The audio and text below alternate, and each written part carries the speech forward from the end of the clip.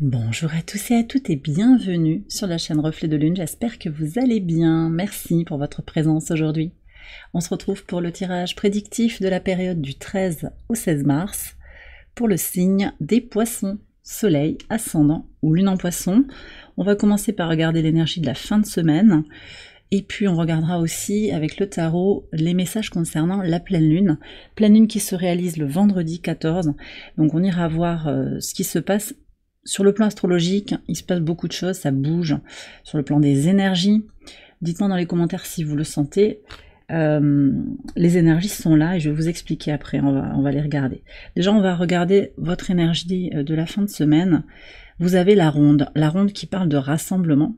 Alors, c'est intéressant parce que vous avez le nœud nord dans votre signe et justement ce nœud nord il entre en vibration très très puissante avec la pleine lune et c'est pas que au moment de la pleine lune. Ce nœud nord il est en vibration déjà depuis un moment avec Neptune. Il invite à une connexion à un collectif en fait, à cette connexion avec l'humain sur le plan très puissant, sur le plan énergétique. Donc peut-être que vous vous sentez connecté ou pas. C'est intéressant de voir aussi comment il y a des purges en fait qui se passent sur le plan relationnel, où on élimine en fait naturellement, il y a quelque chose qui se purge, qui se confirme aussi au niveau des relations qui ne sont plus alignées avec soi-même. Donc il y a peut-être quelque chose comme ça aussi, on sort de la division, on va vers le rassemblement, et puis pour certains de façon beaucoup plus concrète, on va être sur des rassemblements, réunions, peut-être des choses en lien avec le professionnel. Pour moi c'est quand même quelque chose que je ressens comme positif, constructif, qui correspond à vos besoins. Et puis il peut y avoir aussi des rassemblements familiaux, et puis cette idée aussi quand même de se connecter à soi-même en fait, dans ses différentes facettes. Donc il y a un retour à soi, et puis je vais vous parler de cette pleine lune, parce que donc nœud nord qui entre en vibration, je l'ai dit avec Neptune, mais au moment de la pleine lune, on est aussi sur une conjonction à Saturne, et une conjonction aussi au soleil. Donc ces 4 points ou planètes sont conjoints en toute fin du signe des poissons. On arrive à une fin de cycle, là on est juste la semaine avant l'équinoxe de printemps, un nouveau cycle zodiacal qui s'ouvre. Voilà, pleine lune, on va voir, alors c'est une pleine lune de libération, de désencombrement, elle se passe dans le... Enfin la lune est en vierge, hein. On a, ouais, sur le plan symbolique, ce sont des libérations, on est sur la clôture aussi des dossiers qui sont en cours, on est aussi sur l'énergie du lâcher-prise,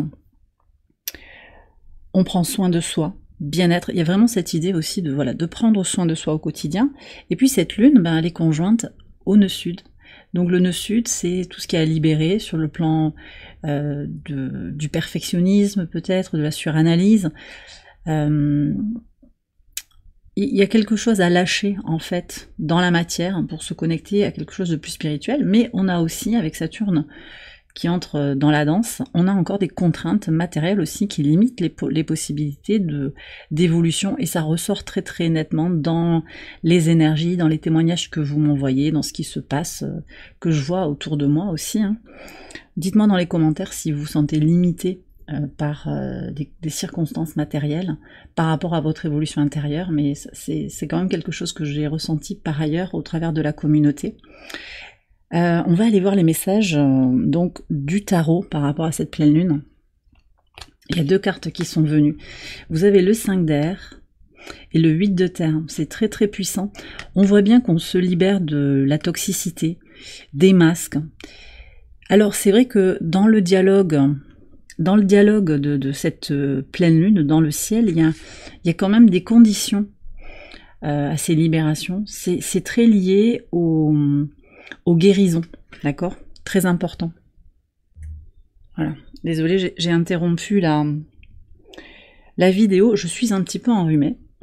Je vous ai pas prévenu.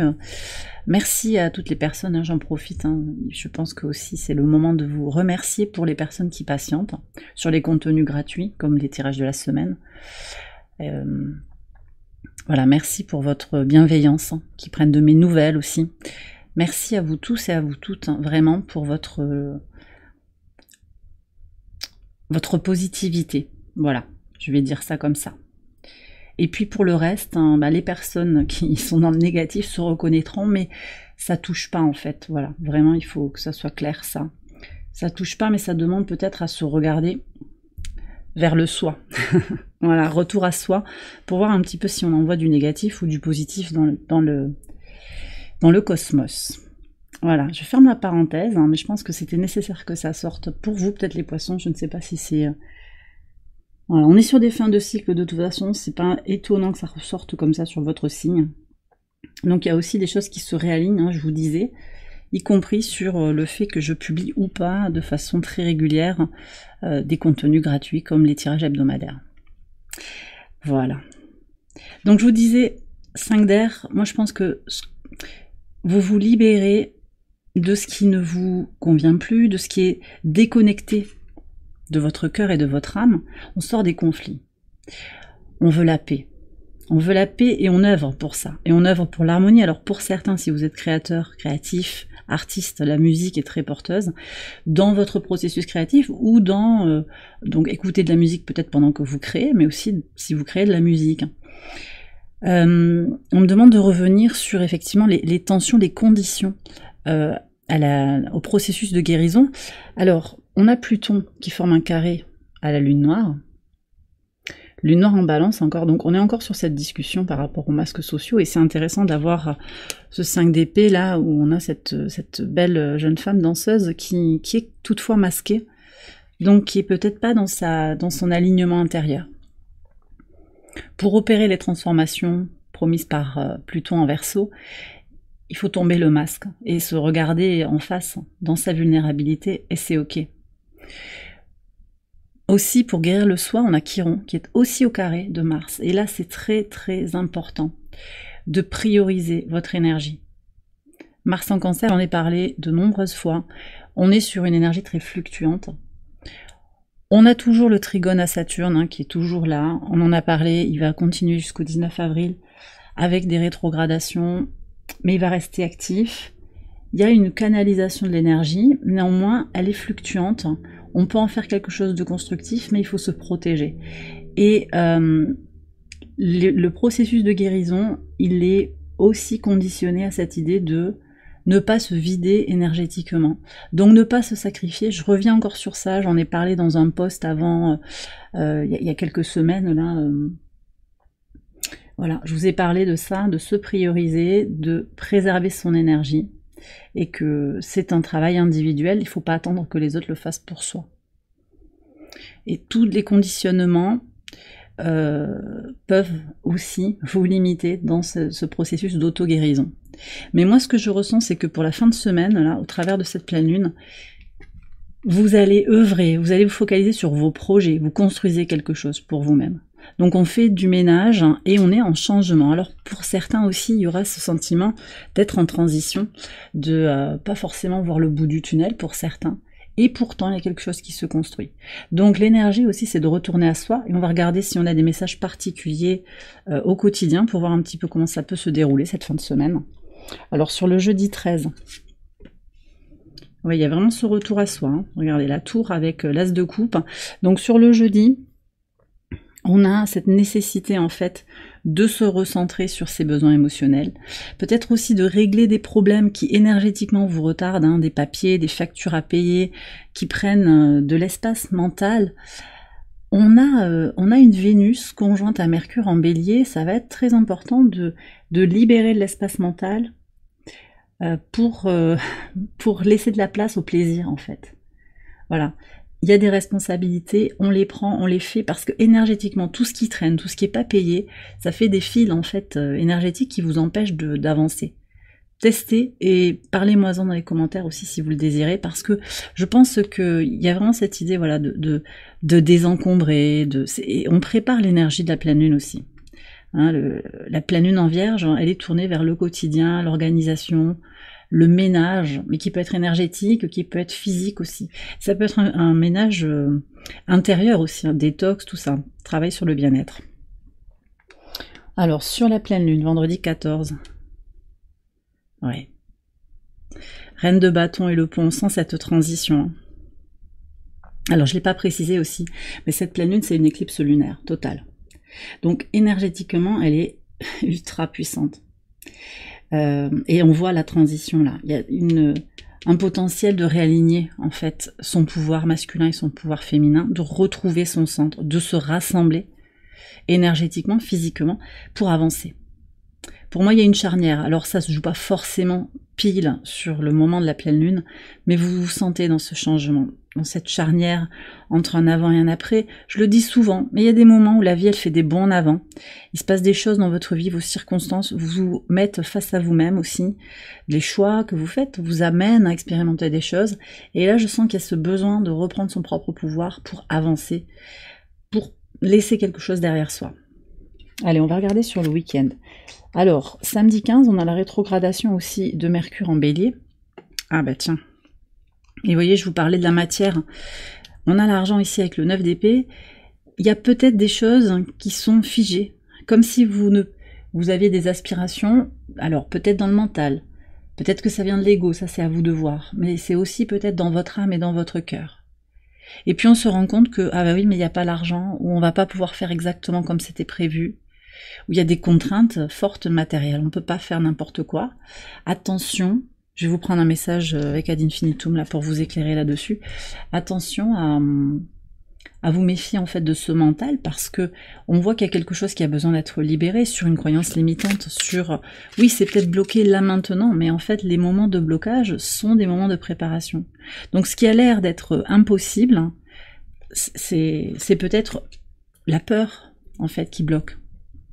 C'est peut-être la peur qui bloque, et finalement ce qui a l'air impossible n'est pas impossible. À voir au cas par cas, mais qu'est-ce que vous avez? Alors on a le chakra sacré, vous voyez, avec un rééquilibrage là au niveau de l'énergie intime.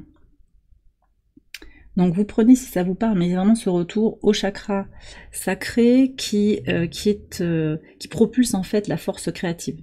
Donc là, on n'est pas forcément sur l'intimité à proprement parler, mais on est sur quelque chose à préserver. Vous voyez, cette rose, c'est vraiment l'intimité, c'est quelque chose de fragile. Et je reviens quand même sur Mars.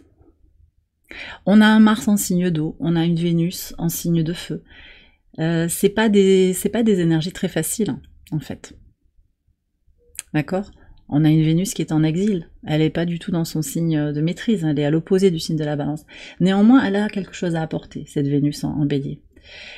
Et elle invite vraiment à préserver son énergie. Donc, ne perdez pas de vue que vous pouvez créer ce que vous désirez, que la pensée et le verbe sont créateurs.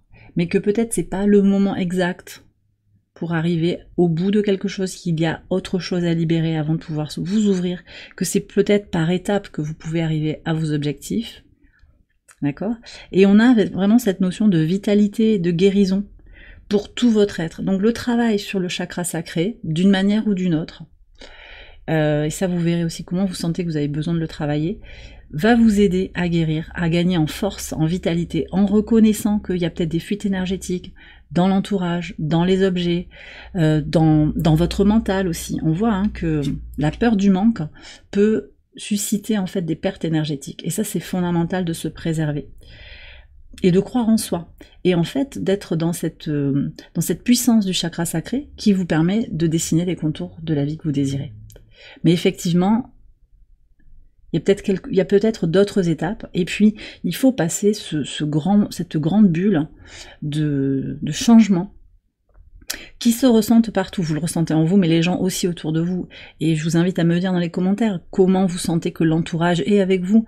Ça bouge fort, ça bouge à tous les niveaux, il y a des ras-le-bol, ça... Voilà. D'accord ? Donc, travaillez sur ce chakra sacré. Et ne perdez pas l'espoir par rapport au blocage matériel. Ça, c'est pour le samedi en particulier, mais ça peut parler, on est sur un tirage un petit peu particulier pour des circonstances, des raisons particulières aussi. Voyez-le comme plutôt un ensemble de messages pour la fin de la semaine. Mais ça peut parler plus spécifiquement pour le samedi. Et on va regarder sur le dimanche. Ok, donc on voit ici qu'il y a peut-être des hésitations, des choses à évaluer par rapport à vos projets, par rapport à vos enfants si vous en avez, mais également par rapport à votre enfant intérieur. Donc il y a aussi quelque chose à voir de, est-ce que c'est une peur qui est liée à une blessure de mon enfant intérieur? Est-ce que c'est une peur qui est fondée? Et puis la peur, c'est une émotion qui est destinée à nous protéger du danger, en vrai. Est-ce qu'il y a vraiment un danger? Quel est le risque? Et là, moi j'ai quand même la peur du manque en fait qui est là. La peur du manque, et vibrer le manque attire le manque à soi. Vibrer la peur du manque attire le manque à soi pour vous faire expérimenter ce manque dont vous avez justement peur, pour vous montrer que il n'y a pas de danger. Et l'abondance, elle vient à vous quand vous vibrez l'abondance. Je suis bien, je n'attends rien, et l'abondance vient.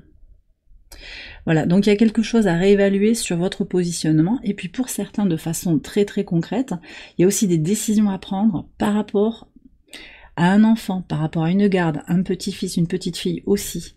Il peut y avoir des hésitations ici, hein, par rapport à des choix familiaux, voilà, des histoires de famille aussi, et je vous ai parlé de rassemblement familial, donc peut-être quelque chose va aussi se clarifier sur la toute fin de semaine. On va prendre un mantra pour votre fin de semaine globale, ça peut être donc un mantra qui vous accompagne, une affirmation qui vous éclaire sur votre situation actuelle, et oh là là, c'est merci mes guides, hein.